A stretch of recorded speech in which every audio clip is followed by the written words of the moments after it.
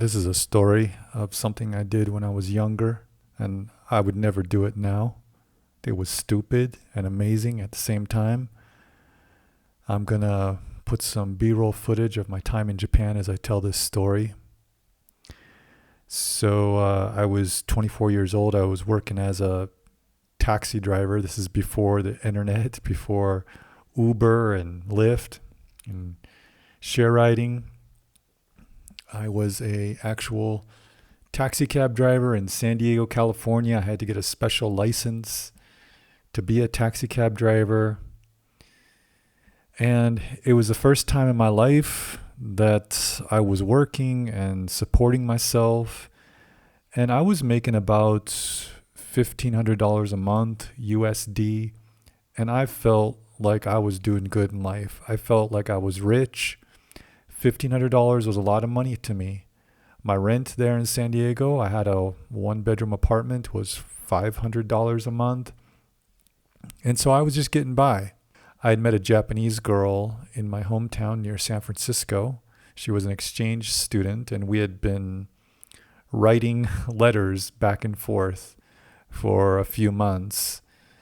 Yes, this was before email was popular. We actually sent postal mail between the US and Japan. And I would get a letter from her every week.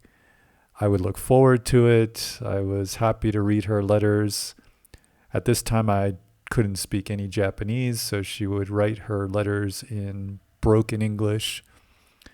And eventually, she started calling me every week. And again, this is before things like Skype and WhatsApp, so we were doing actual landline telephone calls between Japan and the USA, which I guess, if I'm telling it as a story, made it that much more romantic than this sort of long-distance relationship might be today. So I had only met this girl, her name was Yukimi. I had only met her a few times before she went back to Japan. We went on a couple of dates. There was no real physical relationship, but definitely attraction and infatuation, obviously, because she thought of me after she went back to Japan and she kept in contact with me. And I was attracted to her, but maybe not as serious as she was. She wanted to come back to the US and live with me. And I have no idea what kind of visa she thought she was going to come back to the US on. But, thankfully, even then, when I was a dumb 24-year-old, I had the sense to know that I could not financially support a Japanese girl in case she couldn't get a job, she couldn't contribute. It felt like a lot of pressure on me, and so my solution to softly reject her was to suggest that I go to Japan. That way she could see me, she could be with me, and then if I was not happy in the relationship or it didn't work out, I could leave. I wouldn't have to kick somebody out and be responsible for a foreigner in my country and worry about all the problems they would then have after I broke up with them. So to me, this was the best solution. So after all of those months of working, I bought a plane ticket. I think I got a plane ticket for around 500 USD to fly to Japan.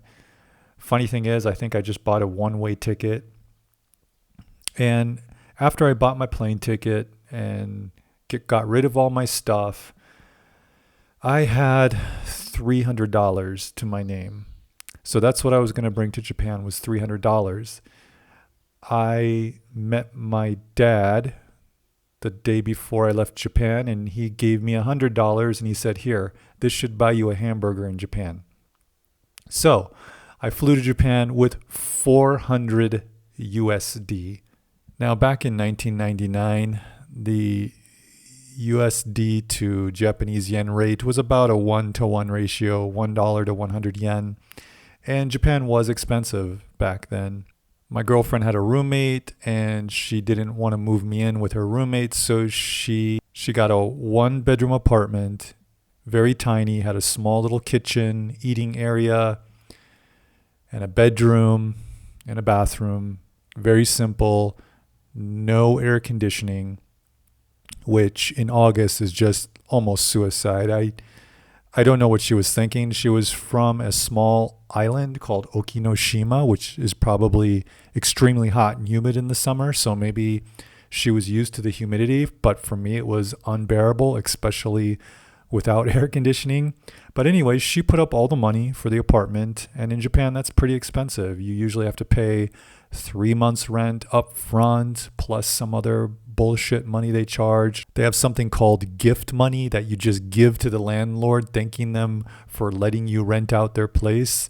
Totally ridiculous Japanese bullshit. But anyways, the point is it costs a lot to move into an apartment in Japan. She paid for all of that, and she even bought some new furniture, including a bed, which to me was on the edge of racist almost, because she had slept on futons all her life. That's like the Japanese style bedding.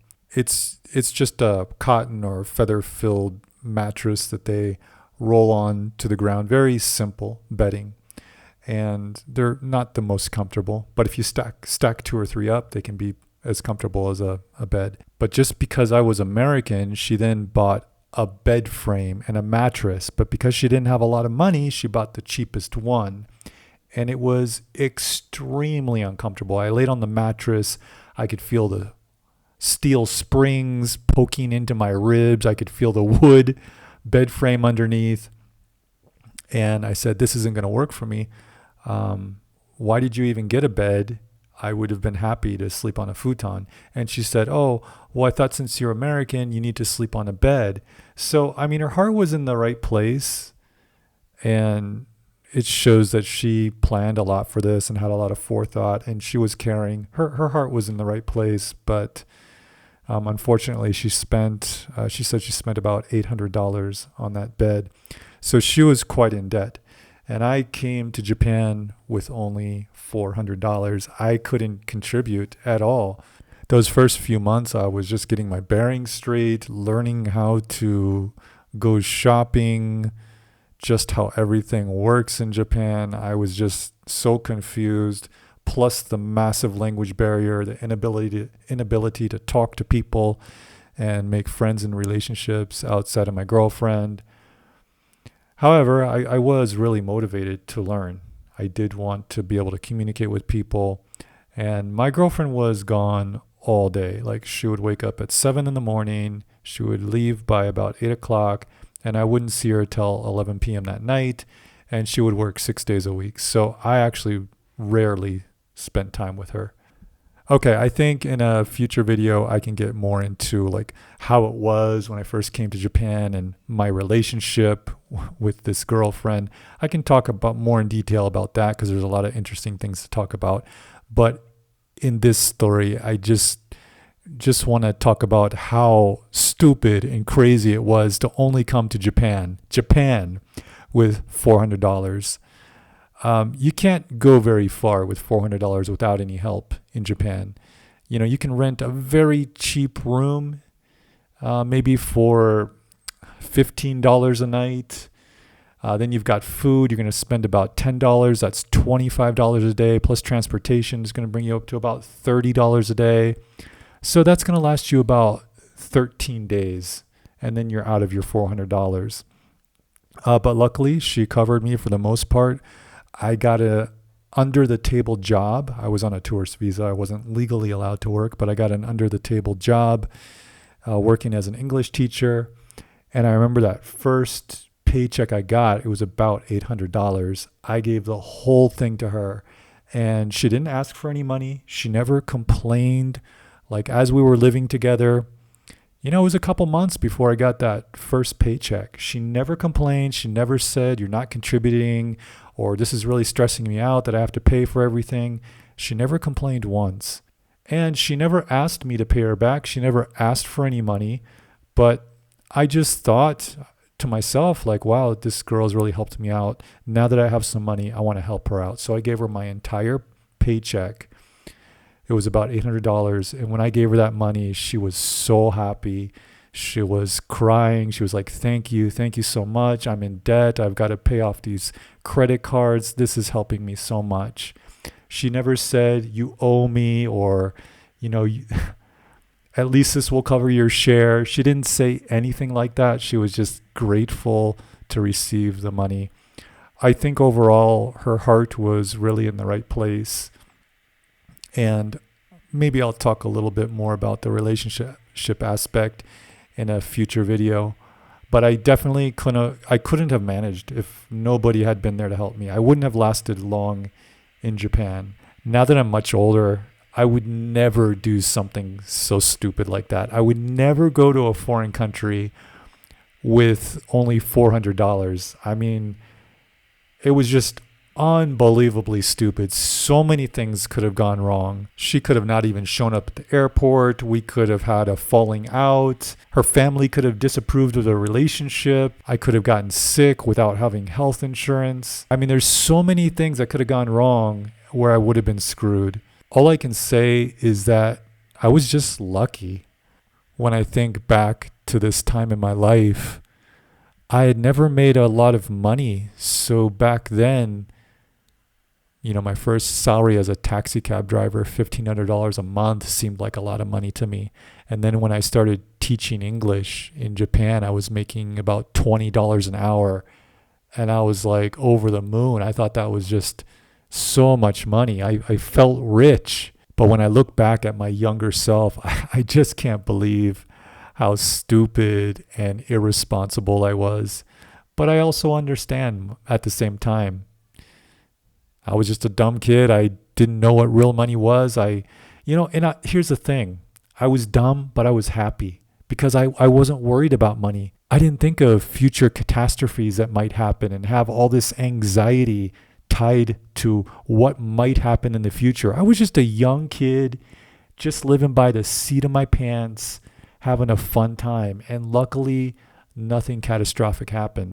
I kind of miss my younger self because I miss the adventurous spirit I had, and I just kind of lived in the moment. I just kind of lived on a whim. I didn't think too deeply about things. I did what I wanted to do. Life was an adventure. There were no real problems. I wasn't bogged down by responsibilities and thoughts about money.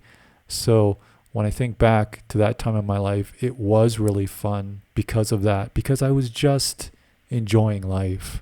So guys, that's my story. I came to Japan with only $400. I would strongly deter you from doing anything like that if you're a younger guy out there. These days, I wouldn't even think of being an expat and living in a foreign country with no less than $30,000. All right, guys, hope you enjoyed this little story. Let me know if there's another aspect of this story you would like me to expand on, and I will. All right, thanks for listening. Peace out.